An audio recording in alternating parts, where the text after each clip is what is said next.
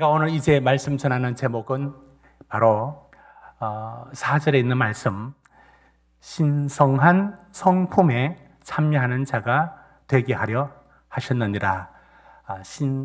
신성한 성품에 참여하는 자. 여러분, 이 신적 성품에 참여하는 자, 이 왠지 좀 낯선 말 같고 베드로의 사도 바울의 언어보다 베드로의 언어가 우리에게는 좀 낯설게 느껴지는 그런 느낌이 듭니다. 그런데 이 신성한 성품에 참여하는 자가 되게 하려 하셨느니라.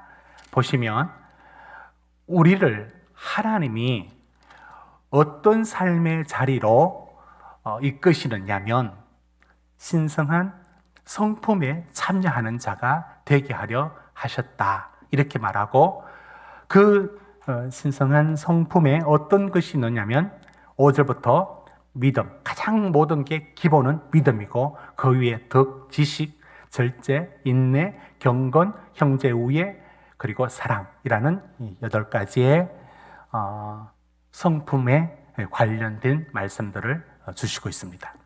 자, 그런데 지금 이 말씀을 왜 이렇게 제게 크게 다가왔느냐면 우리는 우리의 구원에 대하여 참 여러 번 반복해도 참 이상한 구원론을 우리 한국의 많은 성도들이 이게 온전한 구원론이 아닌데 계속 그 하나를 붙들고 있는 게 있습니다. 뭐냐면 이신칭의라고 하는 믿음으로 구원을 얻는다라는 이 말에 세월이 가고 수없이 많은 설교가 더해지고 또 해석이 더해지면서 설득을 하고 설명을 해도 바뀌지 않는 게 뭐냐면 구원에 대하여 어떤 생각을 갖고 있느냐면 구원은 내 행위로 구원을 못 얻는다라고 아예 밑바닥을 깝니다. 그리고는 믿음으로 구원을 얻는다 이렇게 말하고 그게 사실 이신칭의의 내용의 한 부분인 게 사실입니다. 그런데 이것이 갖고 있는 맹점이 오늘날 한국 교회를 정말로 무력하게 만들고 있습니다. 뭐냐면 믿음으로 구원을 얻는다라는 말에서의 믿음은 그게 당연히 그 안에 행함이 들어있고 그 삶에 자신의 노력도 들어있어야 되고 이 모든 것들이 당연히 들어있어야 되는데 그걸 쏙 빼버리고 믿으면 구원을 얻는데요. 믿으면 구원을 얻는다. 이렇게 요것만 달랑 붙들고 있는 겁니다. 그래서 무슨 얘기를 하면은 그 율법으로 구원을 얻을 수 없고 행위로 구원을 얻을 수 없다. 이렇게 이제 딱 차단해 버립니다. 여러분, 이 얘기가 왜 구원론에 심각한 문제를 만들어낼 수 있느냐면 이런 문제를 만들어냅니다. 자신의 하나도 달라지는 삶이 하나도 없으면서 자기의 영혼의 구원을 얻는다는 겁니다. 달라지는 삶이 없어도 너무 없고 세상 사람들 못지 않습니다.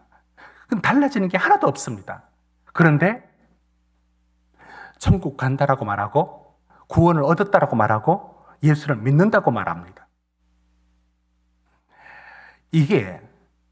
이런 얘기가 어떤 배경에서 왔는지를 우리가 좀 알아야 되는데 여러분, 선행으로 안 된다, 공로로 안 된다, 업적으로 안 된다 라는 얘기는 중세 시대에 중세 캐톨릭의 그 공로주의, 잉여 공로주의, 바로 여기서 그 종교개혁가들이 이것을 깨어 부수려 되었기 때문에 이 부분이 강조되어서 전달이 되었습니다. 그러니까 아직도 캐톨릭은 굉장히 인간의 많은 선행에 의존합니다. 자, 그런 부분들을 종교개혁에서는 그들이 갖고 있었던 그 선행으로 구원을 얻는다는 이야기 속에 많은 사람들이 그렇게 받아들였어요. 근데 이제 종교개혁, 이제 우리가 흔히 알고 있는 루터 이후부터 그게 아니다. 믿음으로 라고 할 때, 그때 루터가 말할 때, 믿음이란 부분들을 말할 때, 지금 우리가 이해하고 있는 달랑 믿으면 구원 얻는다라고 하는 것과는 전혀 딴판입니다. 자, 그러면 이제 어디를 이제 가야 하느냐면, 사람의 성품이 얼마나 바뀌지 않느냐면, 여러분, 이 성품이 도무지 바뀌지가 않습니다. 누가 이런 얘기를 했습니다. 늘 고개를 15도 이렇게 딱 기울고 있는 그런 습관을 가진 그런 분이 있어요. 그래서 항상 그분은 항상 고개를 이렇게 사진을 찍어도 이렇게 15도, 항상 이렇게 15도로 이렇게 있어요. 근데 그분이 나중에 돌아가시고 묘지에 가니까 묘지에 이렇게 삭가 모양으로 비석을 세워놨는데 15도 약간 기울어져 있더랍니다. 그 사람들이 하는 말이 참 사람이 죽어도 안 바뀌네 하면서 안 바뀌는 게 성품이다. 이렇게 얘기를 하고 또 어느 나라 속담에 혹시 누가 산에 너 앞에 있던 앞에 산이 없어졌다라고 하면은 믿어도 되는데 누가 그 사람이 바뀌었다라고 말하면 믿지 마라. 이런 속담이 있을 정도로 사람의 성품이 잘 바뀌지가 않습니다. 왜 그런가 하면 성품은 줄곧 자라왔던 모든 것들이 농축되어 있기 때문에 결코 쉽게 바뀌지가 않습니다. 그런데 오늘 신의 성품에 참여하는 자가 되었다라고 하는데 여러분, 그러면 신자의 삶에 성경에서 말하는 어느 정도 지금이 우리의 삶의 변화를 만들어낼 수 있다라고 말하고 있느냐? 우리가 어디까지 변화가 이루어져야 되고 어디까지 우리의 성품의 변화까지 온전해질 수 있는지에 대하여 성경에 말씀하고 있는 부분들을 우리가 먼저 한번 세 본문을 찾아서 한번 우리 같이 한번 읽어보겠습니다. 첫 번째 한번 띄워주십시오. 첫 번째, 우리 같이 읽읍시다. 시작. 그런즉 누구든지 그리스도 안에 있으면 새로운 피조물이라. 이전 것은 지나갔으니 보라 새 것이 되었도다. 여러분, 저것이 어떤 시적인 표현이 아니고 신자에게 일어난 삶의 변화의 모습을 완전히 새 것이 되었다. 새로운 피조물이다. 그리스도 안에서. 여러분은 이제 성경이 우리의 변화가 어디까지 향할 수 있는지를 말해주고 있습니다. 우리는 저 구절에 올라갈 엄두를 내지 못합니다. 왜 바뀌지 않을까? 왜 바뀌지 않은 채로 계속 살아갈까? 그리고 믿음으로 구원을 얻었다라고 똑같은 말을 계속 반복하고 살아갈까? 성경은 분명히 우리 속에 변화가 일어난다라고 말합니다. 두 번째, 로마서에서 이런 말씀이 있습니다. 우리가 성품이 안 바뀐다 말은 우리의 옛사람인 재성이 우리를 계속 주관하고 있다는 것인데요. 자, 성경이 무슨 얘기를 하는가 한번 같이 한번 읽어보겠습니다. 건너뛰어서 있습니다. 6절 그리고 12절에서 14절 시작. 우리가 알거니와 우리 옛사람이 예수와 함께 십자가에 못 박힌 것은 죄의 몸이 죽어 다시는 우리가 죄에게 종노릇 하지 아니하려 함이니 12절로 갑니다. 그러므로 너희는 죄가 너희 죽을 몸을 지배하지 못하게 하여 몸의 사욕에 순종하지 말고 또한 너희 지체를 불의의 무기로 죄에 내주지 말고 오직 너희 자신을 죽은 자 가운데서 다시 살아난 자 같이 하나님께 드리며 너희 지체를 의의 무기로 하나님께 드리라. 죄가 너희를 주장하지 못하리니 이는 너희가 법 아래 있지 아니하고 은혜 아래 있습니다. 그런데도 아직 놔두고요. 그런데도 우리는 우리 속에 죄라는 것이 정욕과 욕심과 탐욕과 욕망이라는 이름으로 계속 움직입니다. 한 번도 멈춘 적이 없습니다. 여러분, 분명히 성경이 우리에게 말하는 단계가 또 죄에 끌려 살고 또 욕심에 끌려 살고 또 정욕에 이끌려 사는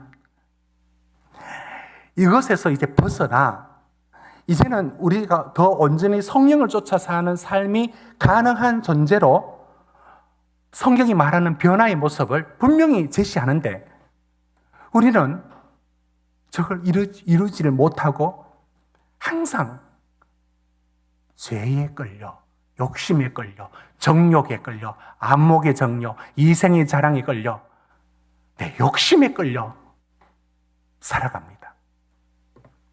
한 구절만 더 보겠습니다. 갈라디아서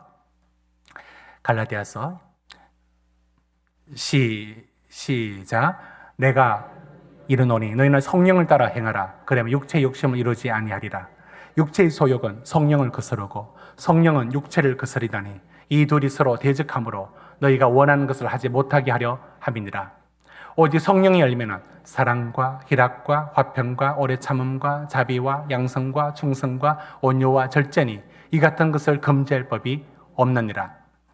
그리스도 예수의 사람들은 육체와 함께 그 정욕과 탐심을 십자가에 못 박았느니라. 만일 우리가 성령으로 살면 또한 성령으로 행할지니 정욕과 탐심을 십자가에 못 박았다라고 말합니다.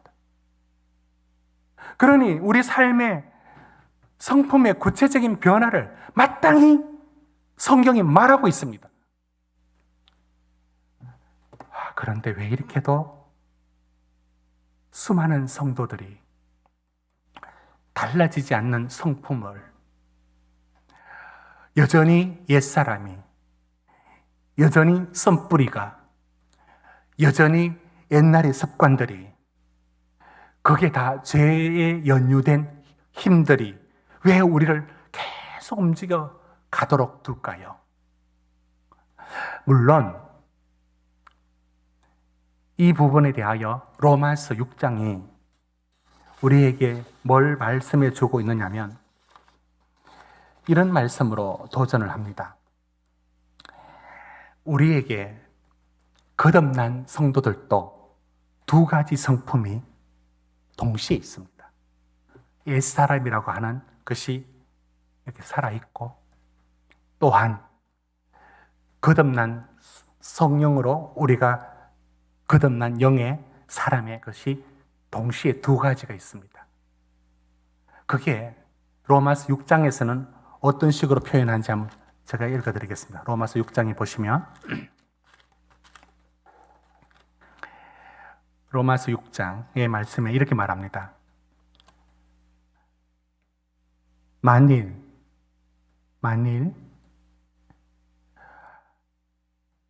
죄에 대하여 죽은 우리가 어찌 그 가운데 더 살리요? 무릇 그리스도 예수와 합하여 세례를 받은 우리는 그의 죽으심과 합하여 세례를 받은 줄 알지 못하느냐? 자, 이 변화된 삶을 말하면서 근데 7장에 갑니다. 7장에서 뭐라고 얘기하느냐면 내 지체 속에서 한 다른 법이 내 마음의 법과 싸워 내 지체 속에 있는 죄의 법으로 나를 사로잡는 것을 보는도다. 오호라, 나는 공고한 사람이로다. 이 사망의 몸에서 누가 나를 건져내랴. 사도 바울도 자기 안에 이 육신의 법이, 죄의 법이 여전히 자기 안에 움직이고 있다는 것을 압니다. 여러분, 그러면 성품의 변화라는 것은 우리 속에 죄성이 완전히 사라진 단계가 아닌 게 분명합니다. 우린 여전히 옛사람의 존재로 끊임없이 우리를 정욕과 본능과 욕망대로 살아가도록 우리 속에 작용하는 힘이 항상 있습니다. 그게 사라지지는 않습니다. 그런데 성경이 말하는 것은 그 법의 끌려다니지 않고 성품의 변화가 온전하게 이루어질 수 있도록 만들어 주신 것이 어떤 것이냐면 로마서 8장 이렇게 말합니다. 그러므로 이제 그리스도 예수 안에 있는 자에게는 결코 정죄함이 없나니 이는 그리스도 예수 안에 있는 생명의 성령의 법이 죄와 사망의 법에서 너를 해방하였습니다 하면서 성령 안에서 우리가 사는 삶이 그게 막연하게 저 있는 삶이 아니라 성도들에게 가능한 삶이라고 말해주고 있는 것입니다. 그러면 하나님은 우리에게 이런 성품의 변화를 이루어 가기를 원하고 계시고 신의 성품에 참여하기를 원하고 계시고 변화시켜 가려고 합니다. 이때 하나님이 사용하시는 가장 많은 방법 중에 하나가 성경의 인물들, 요셉, 다윗, 모세 다 뭘 사용하여 그의 성품을 변화시켜 가느냐면 고난을 통하여서 주로 그 성품을 다듬어 갑니다. 성령의 열매가 있도록 오늘 신의 성품이라고 말하는 그 덕이 있도록 우리를 만들어가는 과정에 하나님이 가장 흔히 많이 사용하시는 방법이 이 고난이라는 방법을 사용하십니다. 날씨가 이제 벌써 더운 것 같습니다, 이제. 그래서 이 고난을 통하여 우리에게 하나님이 어떤 걸 만들어 가느냐면 고난 당한 것이 내게 유익이라 하면서 성도에게 고난이 죄가 있어서 왔거나 운이 없어서 왔거나 그게 아니라 성경이 뭐라고 얘기하느냐면 필수적인 하나님의 사람으로 성품으로 빚어가는 데에 필수 과정으로 선택이 아니고 반드시 이 과정을 겪도록 합니다. 성도에게 고난은 어쩌다가 이게 뭐 이런 일이 있느냐 이게 아니라 반드시 그 삶에 들어와 있는 필수 과목입니다. 왜냐하면 하나님이 우리를 하나님의 사람으로 빚어가는 과정에서 주로 우리에게 사용하는 방식이 이 고난이란 방식입니다. 여러분, 왜 그러면 이 방법을 사용하시느냐? 여러분, 시편 23편에 이렇게 말하고 있습니다.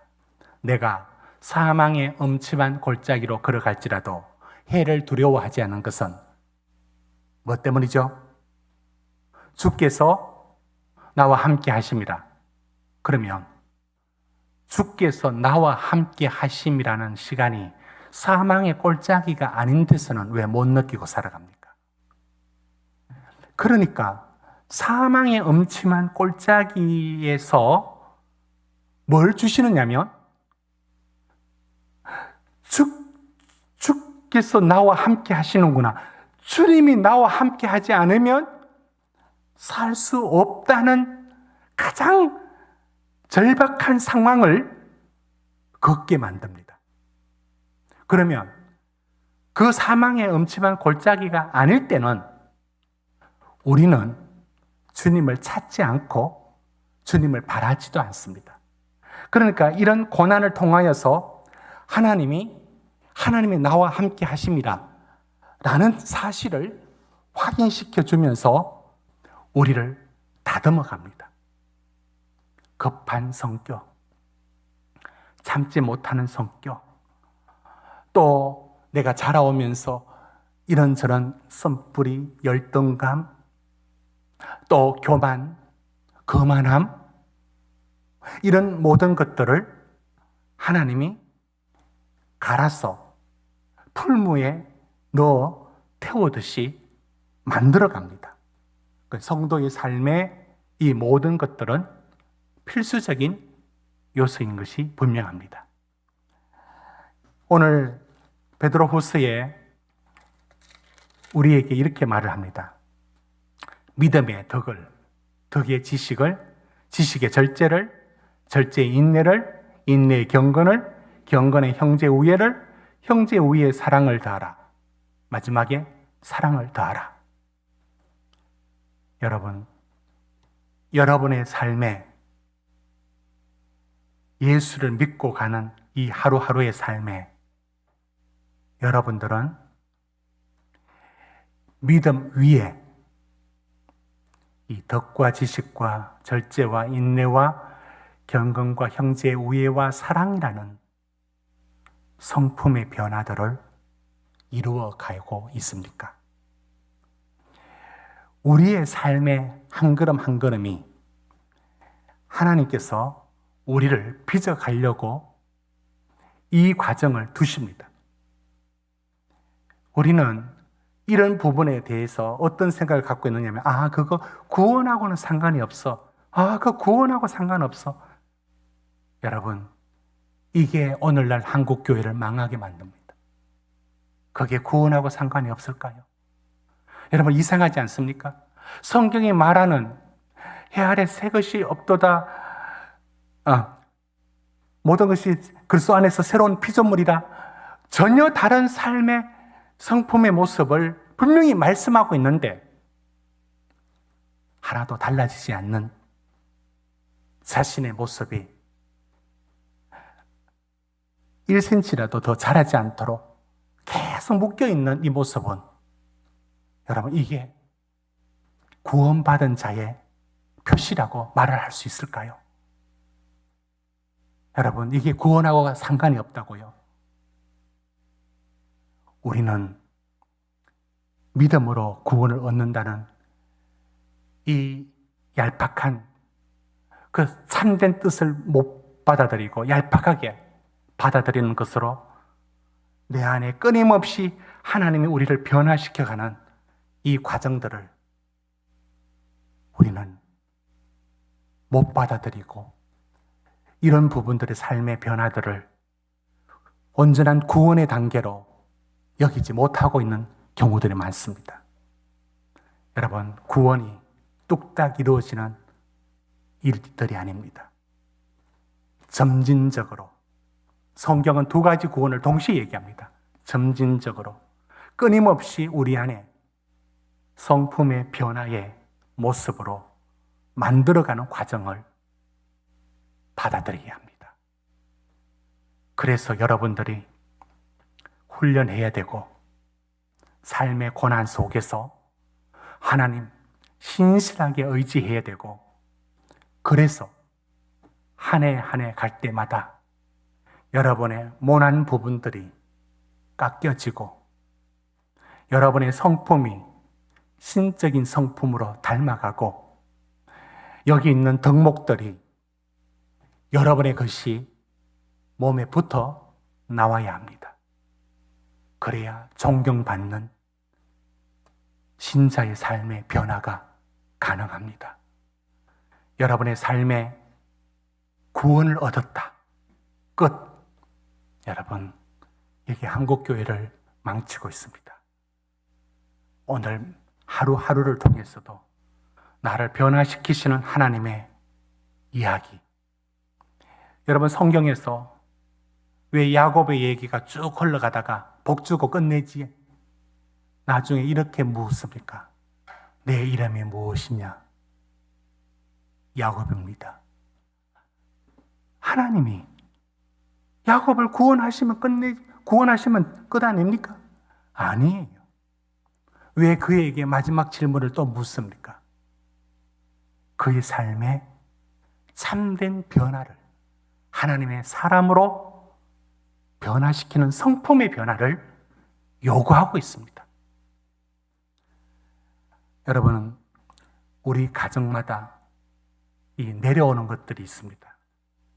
여러분 가정에도 이렇게 고요한 성격, 성품, 이런 부분들이 내려오는 게 있습니다. 근데 그 중에 거듭난 신자에도 불구하고 변화되어야 될 부분들이 변화되지 않고 항상 제자리에 있을 때, 여러분, 이것을 우리가 구원받은 신자라고 얘기해도 될까요? 마태복음 7장에 나중에 이렇게 얘기하죠. 우리가 주의 이름으로 귀신을 쫓아내며 능력을 행했습니다. 주여, 주여, 이 불법을 행하는 자야, 나는 너를 모른다. 여러분, 다른 것이 아니라 실제적인 우리 삶의 성품의 변화가 저와 우리 성도들의 삶의 하루하루를 통해서도 또 넘어질 수 있습니다. 또 달팽이처럼 제자리 걸음처럼 느껴질 수 있습니다. 그러나 한 해 한 해 갈 때마다 여러분 안에 그리스도인으로서의 성품의 변화가 구원받은 자의 증거로서 살아있도록 이 변화의 과정에 여러분들이 달라지고 있는지를 확인해야 합니다. 그 옛날의 성격, 그 어떤 게 하나도 달라지는 것 없이 여전히 여러분을 움직이고 있다면 여러분의 구원이 의심할 만한 겁니다. 우리 안에 하나님의 성품이, 신적 성품이 우리 안에 열매 맺는 귀한 삶의 변화가 우리 성도들의 삶에 일어나기를 축원합니다.